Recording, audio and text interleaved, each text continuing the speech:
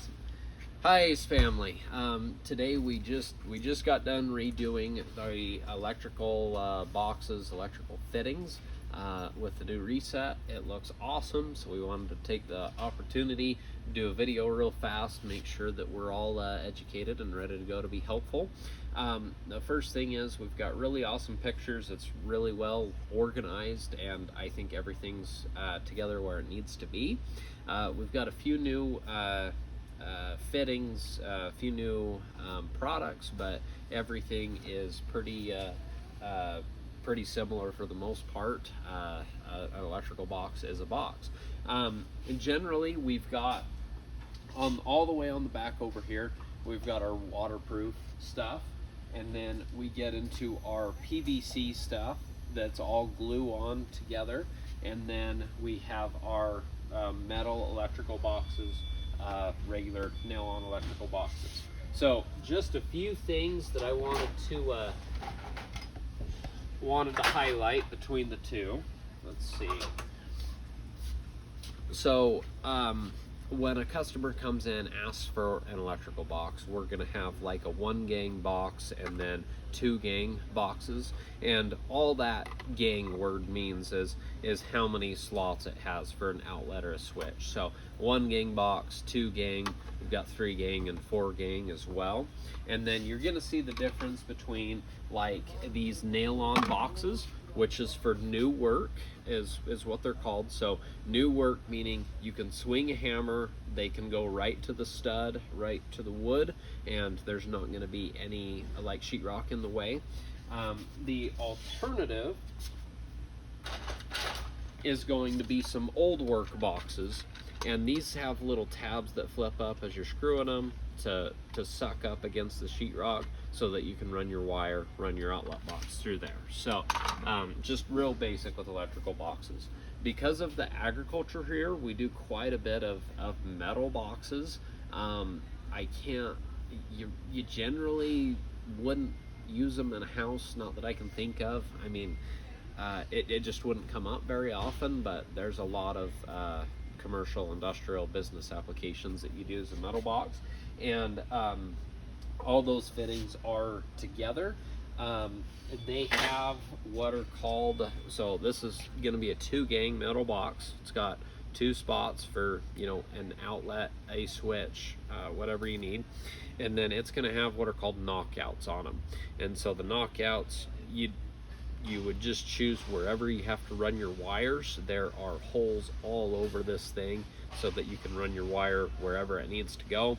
1/2 inch and 3/4 knockouts are very common, but generally a customer is going to know exactly what they're looking for if they're after something like this. But generally you're going to take a hammer, knock one of these out, some pliers, maybe twist them out, and then you're going to get like a Romex connector in here.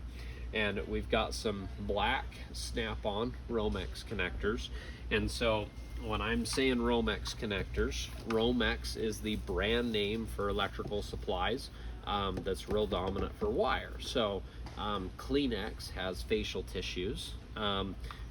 Let's see if I can think of another example. Milwaukee has the Sawzall. Everybody else is the reciprocating saw, but Milwaukee has the Sawzall for the premium name. Romex is the brand name for the wire, and general name would just be wire. So when you're going into a box and you have one of these knockouts, you don't want any sharp edges that could potentially cut or rub against your wire, so you use a Romex connector, and that's what they're referring to as these. There's plastic that's kind of a quick snap-in deal, and then these are more secure but take a little bit more time to do. The most common one is going to be just the 1/2 inch, just running a single or 2 wires to it. And so what you do is knock this out. It's got a nut on there that you put this in, and then you can go ahead and feed your Romex through this fitting, wire it to your outlet, and then that crimps down so that there's nothing that's going to rub against the wire other than where it's supposed to. So it holds it secure, won't pull out, but it also won't cut the wire. So that's kind of the intended use and application for those. On the Romex connectors specifically, we're going to have one pack. We've got some 10 packs, and then we've got a 2-pack here as well. For the non-metallic, the plastic ones, they are just faster, but again, usually electricians that are going to be burning through those. On the PVC, to jump back to that real quick, if we are out of any of those fittings, technically can use the white PVC. The inspectors don't like that. They want to see everything gray. And then we've got, of course, all the pipe in the back next to our PEX pipe and other PVC and ABS pipe. Some folks will ask for different applications what kind of pipe you'd use where. And so the gray pipe, great for burying in the ground. That's what you use. There is some underground wire that we do stock that does not require a pipe, but most people elect to put the pipe in just to make sure if they needed to pull a wire sometime in the future, they could go ahead and do so, and they know it's secure and watertight. If the only thing is, so on advice to customers, if PVC is above ground and outside, like in direct sun, it's supposed to be Schedule 80. If it's below ground, the Schedule 40 is just fine, but it's Schedule 80 for sun resistance and whatnot. So there's a little expert tip for you, a piece of advice that you can have in your back pocket. We've got all the elbows up here. The stuff technically does go with the white PVC fittings if we happen to be out or if they want to do something goofy, but that's going to be up to them. It's not for electrical, but we're here to be helpful and tell people how to do their project. So so on the PVC fittings, we've got glue back here that's ready to go, that's for this. Doesn't need a primer or anything with that specific glue. You just throw it on and go. And then this very first section, we have a lot of the general accessories that that would go with a lot of these fittings. So we went over the Romex connectors. We've got the nuts. We've got some knockout seal covers. So if you accidentally knocked out one of these holes or you needed to seal it for some reason, that's what these guys are going to be for, that you could cover that back up, because there's no putting it back on the box.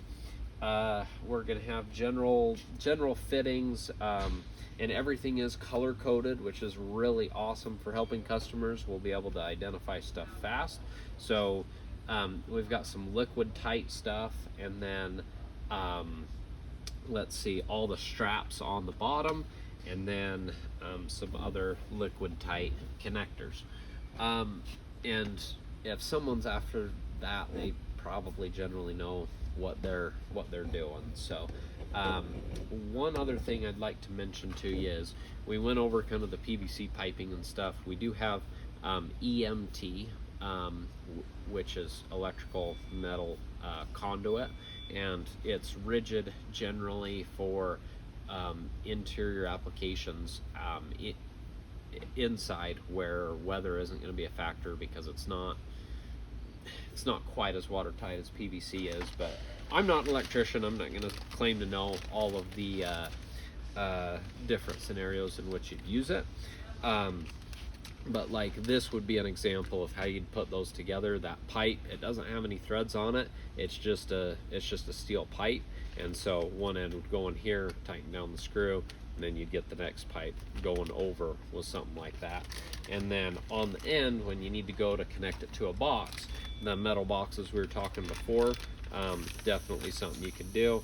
And again, this goes in here, tighten the screw down on the metal pipe, and then we've got a familiar nut with a threaded connection that'll go ahead and make that for the project. So with the pipe straps that we have on the bottom here, if we do happen to be out, whether it's here or in plumbing, just keep in the back of your head that we do have those in both spots. Just it's very common in electrical, very common in plumbing. So we've got those two different SKUs, but they are somewhat interchangeable. So sometimes people are doing plumbing projects and they want a one screw clamp right here, It's the only spot in the store where we have a 1 screw clamp, and then we have 2 screw clamps here as well, but we've got those in plumbing too. So if we're out, someone has some preferences, we've got some options for them here.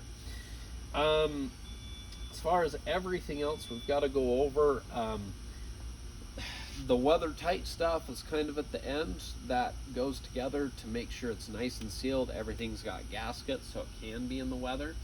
And then some folks that don't have a lot of experience with electricity will go, well, man, I need a tight elbow for like a glue-on PVC. Well, these are about the tightest elbows you can get in electrical PVC, so that you can pull the wire, and that's just how the fittings are. The only other way you could do it is doing like a glue-on elbow here, and this is a lot tighter, and it's got an access panel so that you can get behind it to help you pull wire and change directions there. So everything with electrical really involves around, if you have to pull wire, you've got the ability to do so. As far as everything else, there's going to be some nail plates up here, and I'm just, we've got some grounding accessories on the bottom right here. Just trying to see if there's anything else I need to touch on. I think it's generally common sense with everything grouped together. The merchant team that put this planogram together, I think, did us a lot of favors. It's very well organized, and I think we have the parts so far, so we'll know here soon if we don't, and we'll add them to the set if we need them. Any questions? We think we're good? Okay, awesome. Well, thank you as always. Let us know if you have any questions.